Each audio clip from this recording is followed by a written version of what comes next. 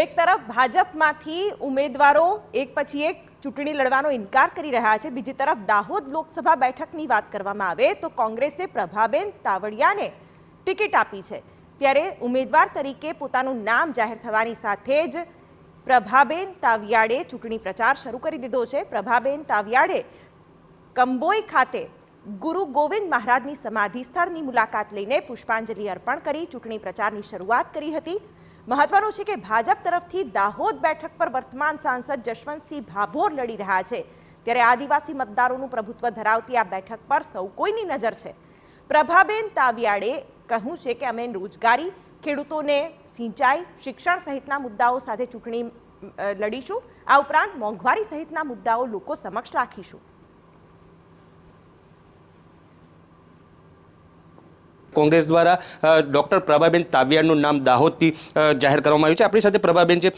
શું કહેશો પ્રભાબેન, આપનું નામ જાહેર કરવામાં આવ્યું છે, ફરી રિપીટ કરાય છે, શું કાર્યો લઈને પ્રજા વચ્ચે જશો? અમે આ દાહોદમાંની સીટ મને એક તો હું આભાર માનું કે અમારા હાઈકમાન્ડ અને ઇન્ડિયા એલાયન્સવાળા થકી મારું નામ ફરી સાંસદ તરીકે ઉમેદવાર તરીકે લેવામાં આવ્યું છે, તો હું એને પહેલાં તો એને ખરી ઉતરવા પ્રયત્ન કરીશ। અમારું પહેલું કામ હશે સિંચાઈનું પાણી લાવવા માટેની, કે જે હાફેશ્વરની યોજના એ લોકો 2012થી મંજૂર કરીને પડી છે અને ઇમ્પ્લિમેન્ટ કરતા નથી। એના થકી સિંચાઈ આવશે તો કિસાનોને ફાયદો થશે, બે ફસલ પાણી લઈ શકાશે। એને પછી મનરેગાની યોજનાનું આ છે ને જેસીબીથી કામ કરીને લોકોના નામે પૈસા ખાવામાં આવે છે, લોકો સુધી પૈસા નથી જતા, એટલે મનરેગાનું ખરેખર અમે ઇમ્પ્લિમેન્ટન્સ કરાવીશું। અને જે યુવાનોને જે જગ્યાઓ ખાલી છે, દાખલા તરીકે તલાટીઓની 4-5 સેજા સાચવતા હોય તો 1-4 બીજા તલાટીઓ આવી શકે, એવી જ રીતે શિક્ષકોની બી અમુક જગ્યાઓ ખાલી છે। 1 થી 5ની સ્કૂલ હોય ને 2 વિદ્યાર્થીઓ પણ 2 ટીચરો ભણાવતા હોય, એટલે આ જે જગ્યાઓ ખાલી છે એ જગ્યાઓ અમારે ભરવાનું રહેશે, એટલે યુવાનોને નોકરી મળે। પછી આપણે એ લોકોને જે મહેંગાઈ જે ખૂબ વધી ગઈ છે અત્યારે, આમ જુઓ તો તમે જે અત્યારે તમારે ખેડૂતો ફસલ આપવા જશે તો ખેડૂતોને ભાવ નહીં મળે, પણ એ આપણા બધા જેવા ને ખેડૂતો જ્યારે દાળ ચોખાને એવું લેવા જશે ત્યારે 3 ગણો ભાવ બોલે છે કે તેલના ભાવ, ખાવાના તેલના ભાવ 200 રૂપિયા બોલે, જે 75 રૂપિયા 80 રૂપિયા હતું।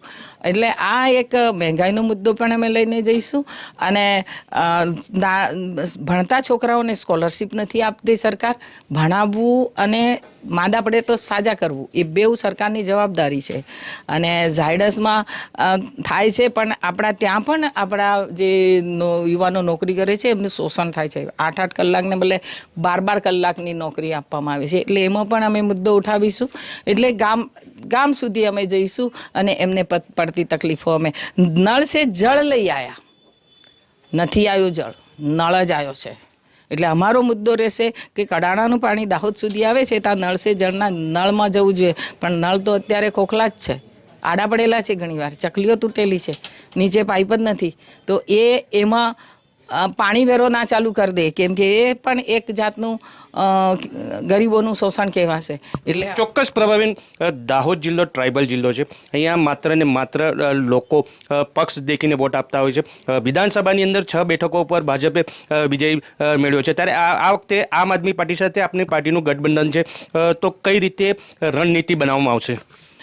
ભાજપ જીત્યું છે, જુઠ્ઠું બોલે, જોરથી બોલે, વારંવાર બોલે, એમ કહે છે વિકાસ વિકાસ વિકાસ, અને આપે જ જોયું કે અહીંના સાંસદ એક ઝૂંપડા ઉપર વિકસિત ભારતનો ખબર નહીં સ્ટીકર લગાડે છે।